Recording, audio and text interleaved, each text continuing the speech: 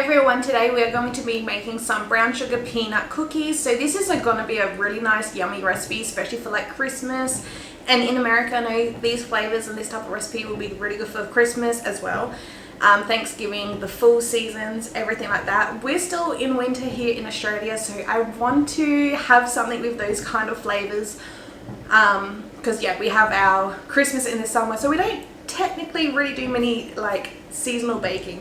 So I thought while we are in winter, I thought we're still in July, so I thought I would use excuse as Christmas in July. Turns out today's the 1st of August, so I completely missed that, but I just wanted to get something just nice and spiced in a cookie and do some baking, and I thought it would be really nice. So that's what we're going to do today. So in my bowl here, I do have 1 cup of butter, and that wasn't soft. You prefer to get it softened, so I just melted it a teeny tiny bit in the microwave.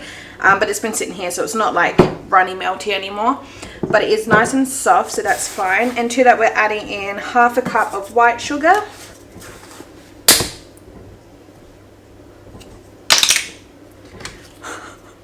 I just snapped my measuring scoop. I need to get new ones anyway, so hey, at least now I've got the perfect excuse to finally just go get some new ones. But that's alright, we can still use these, and 1/2 cup of brown sugar. So I've just started to cream these together using electric beaters, the hand beaters. You can definitely use it in a stand mixer if you want. I don't have a stand mixer, I prefer to do it by hand, but still with the help of electricity. So we're just going to beat that until it's nice, fluffy, creamy, well combined, and then we're going to be adding in 1 large egg and 1 teaspoon of vanilla. Mix that to be all nice and combined. Remember to keep scraping down the sides of your bowls to ensure that you get a really nice, good mix with everything. So I'm now going to sift in 2 cups of plain flour. In our sifter, we're also going to add 1/2 teaspoon of bicarb soda or baking soda. And I'm going to spice these up using nutmeg and cinnamon. So we want about 1/2 teaspoon of nutmeg and 1 teaspoon of cinnamon. Oof, that smells so good already. And we're just going to fold this in to make sure it's all mixed in well and combine and come into a nice cookie dough consistency.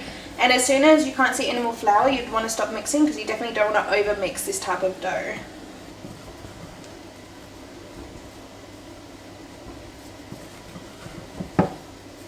Alright, so now the dough is all nice and mixed and combined, I'm just going to not harshly flatten it and like press it into the bowl, but I want it kind of to spread it out just a little bit so it's not one big ball. So when we chill it, it will chill a lot more easier and more even. So we're just going to pop this into the fridge for about 30 minutes just to get it chilled. I got my pan here on medium-high heat, and while that's chilling, I'm going to be toasting up some pecans, and this is going to be for the topping of our cookie. So you want to get these toasted and cooled before you chop into them. They won't take long to toast and they won't take long to cool, but I thought while we got 30 minutes spare, might as well get this done now.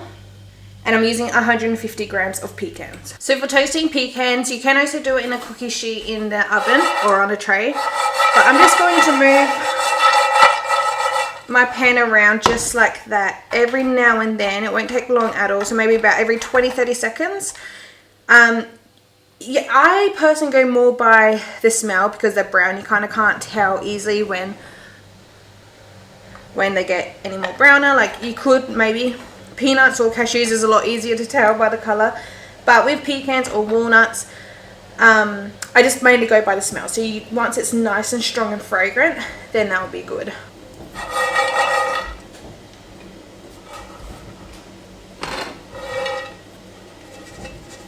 So while I'm waiting for the dough to chill and the pecans to cool down, I thought I will start getting everything ready for the frosting, just so I can tidy up and clean up this space.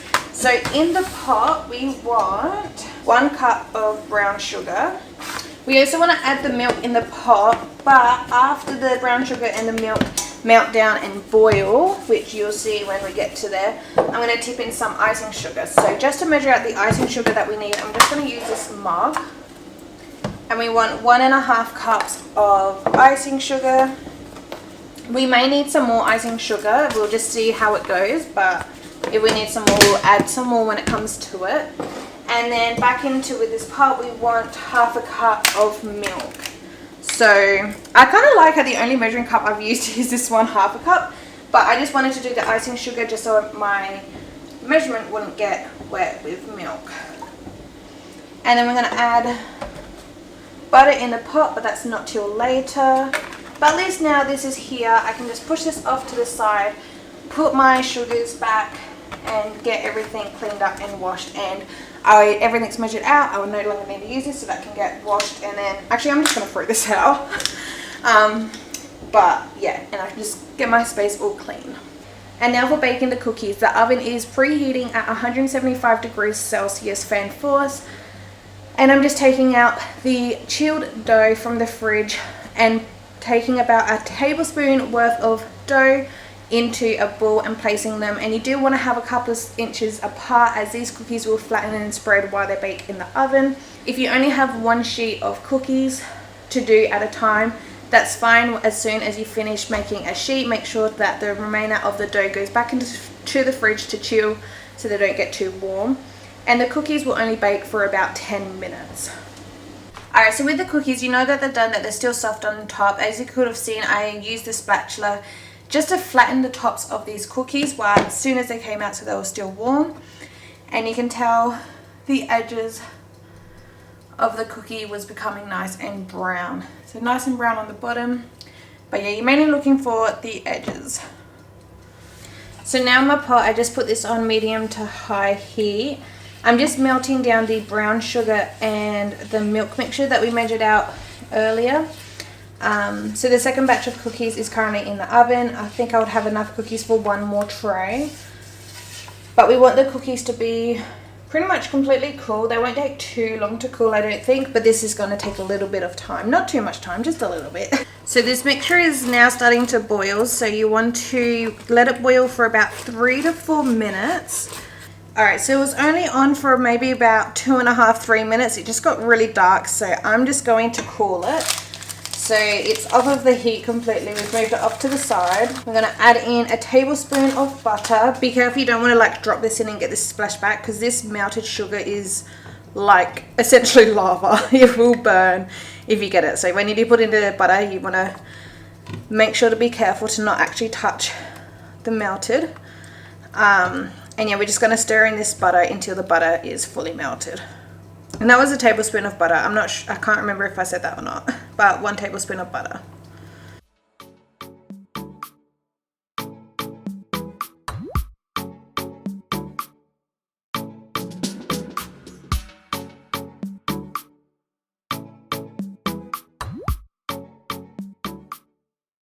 So with this last batch of cookies, this is all of the dough now. I got, I think, an extra 1 or 2 doughs, like balls of dough.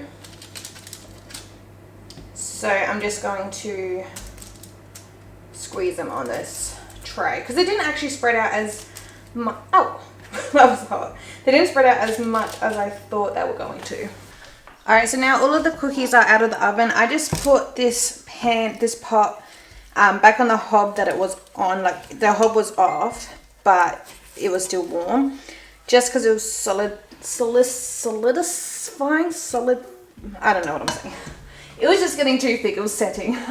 So now I'm just putting it on top of this tray, because this tray is nice and warm. It should be okay. If not, if it gets too tough, I'll just put it back on the stove to melt, but it should be fine. And I'm going to dump in that 1.5 cups of icing sugar, and with a whisk just get this all nice and combined. Because this is too thick, I'm just going to go in about a tablespoon of milk.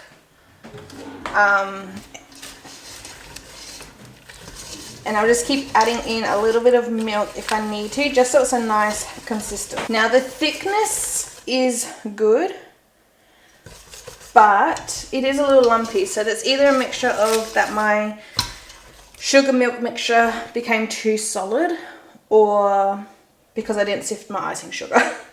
But that's okay. So with the cookies, I'm just going to take my offset spatula, and we just want to get these nice and coated. And there's a lot of icing here, so you definitely don't want to go too shy. And with the pecans, while the icing's still wet, you're just going to turn it upside down and slightly press that in. And then yeah, that's the finished look of the cookie. So I'm just going to keep going along working with all of this cookie. Hopefully this icing doesn't thicken up too much. If it does start sitting in the pot before I get a chance to do all of the cookies, then I can just put it back on the heat just to melt it down a little bit. Alright, so the sun is going down now, but I got my cookie. So you can just see the cookie, the icing peeping through, and all of, whoops, the peanuts, not peanuts, pecans on top. They smell really, really good. So taste test.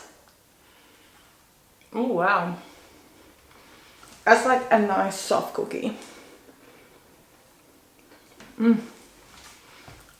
I went heavy on the icing. Oh, it's so good. And there was like half the icing left over, so definitely half the icing recipe. I'm just spitting bits of cookie everywhere. Definitely half the icing recipe, or you can double the actual cookie recipe and keep the icing the same. I probably will do double the cookie if I make these at Christmas time. But yeah, the icing also isn't completely set yet, but it's fine, it's still delicious. And in total I made 26 cookies. My last cookie was a tiny bit too big and it kind of just fell apart when I picked it up to ice it because it was just too soft and doughy in the middle still. So we did lose one cookie in the baking. So we got 25 cookies. It made 26 in total, but one died. But the flavours is so good. I know I'm keep showing you guys, it's just getting dark, but it is nice. So that is all for today's video. Please give it a thumbs up if you enjoyed. Subscribe down below so you don't miss my future videos. I'll see you guys next time. Bye!